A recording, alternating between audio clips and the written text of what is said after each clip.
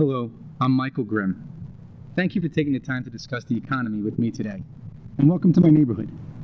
Our fiscal health is beyond poor, and this administration is hell-bent on making it even worse. For the past 4 years, I've been an entrepreneur and small business owner, starting 2 small businesses from scratch, and like many of you, working my tail off just to keep my head above water. I've studied accounting and finance in college right here in the City University of New York system, put myself through law school, and worked on Wall Street, both as an FBI agent, investigating corruption, and licensed to sell securities. But it is a common sense and years of experience that helps me to firmly grasp the challenges we face with growing our economy. I bought my first house in New Springville roughly 18 years ago and never missed a mortgage payment, nor did I get any bailouts. I grew up understanding the need to be fiscally responsible and having to do more with less. My father worked 2 jobs, and often 3, but he never missed a payment. So the question is, if we all struggle to get by and tighten our belts, then why can't Congress? The reality is that our government is borrowing $1 for every $3 they spend. And the only assurances we have from President Obama and the liberal Democrats is that we will have deficits in the trillions of dollars for years to come. This is simply unsustainable and unforgivable. The time for action is now, but the only thing we're getting out of Washington has been more spending on special interests to protect their own re-elections. This is why I'm running for Congress. It must stop. The U.S. is borrowing beyond our means and failing to spend responsibly. This is a recipe for disaster and has the potential to create a crisis well beyond the recession we're fighting to recover from now. This is why we must fight to roll back nationalized health care. I know that I'm preaching to the choir here, but it's time that we take serious action. It's morally wrong to leave our future generations with nothing but a huge pile of IOUs and only the memory of what was once the American dream. Although this liberal administration has put our free market system under attack, I am confident and still believe in the strength of the entrepreneurial spirit and relentless work ethic of the American workforce, which together built this great nation. As Congressman and a true fiscal conservative, I will take bold action to do several key things to restore our economy. Fight to cut taxes across the board, and that includes corporate taxes and capital gains. Provide incentives to small business owners that encourage them to create more jobs. We must get people back to work if we want our economy to grow, and that means private sector jobs. Immediately, stop the spending spree.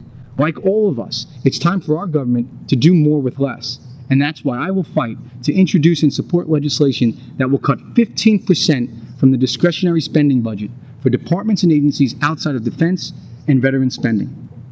Additionally, in 2007, more than 200 federally funded programs were rated as inefficient and wasteful. I will fight to stop all funding to these programs as just one specific measure to reduce our debts. Our federal agencies currently make budgets based on what they spent last year, and then add to it and then include inflation. I will demand accountability for making agencies justify their budgetary needs every year for every single dollar.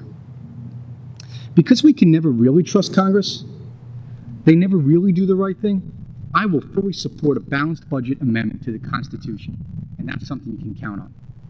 I believe we must also, if we're going to have a fair shot at this, renegotiate all of our international trade agreements to make them fair and equitable, so that the U.S. companies can compete in a global marketplace. If I could sum up why our economy is so weak and fragile, it would be the utter lack of planning that we have done as a nation. Countries like China, India, and Brazil are finding ways to grow their economies and take advantage of a global marketplace. They learned from the example we as Americans set. Now we must once again take the lead. To ensure our economic prosperity, we must address energy independence in a fiscally responsible way that clearly cap and trade doesn't do. We need to invest in our future and bolster our research and development efforts to eventually replace our dependence on foreign oil. But spending billions of dollars on alternative energy that is not fiscally sustainable is not the answer. While we must be respectful of our environment, we must also be mindful of our economic goals. Most importantly, we must reduce the size of our government and get out of the way of entrepreneurs and business owners. The cold hard truth of why our banks failed and the housing market exploded comes down to 2 things. Too much government intervention and a lack of oversight and enforcement, not a lack of regulations. Our free market system can and will thrive again if we only allow it to. The bottom line is that Washington, through its irresponsible policies and lack of planning, has created a crisis.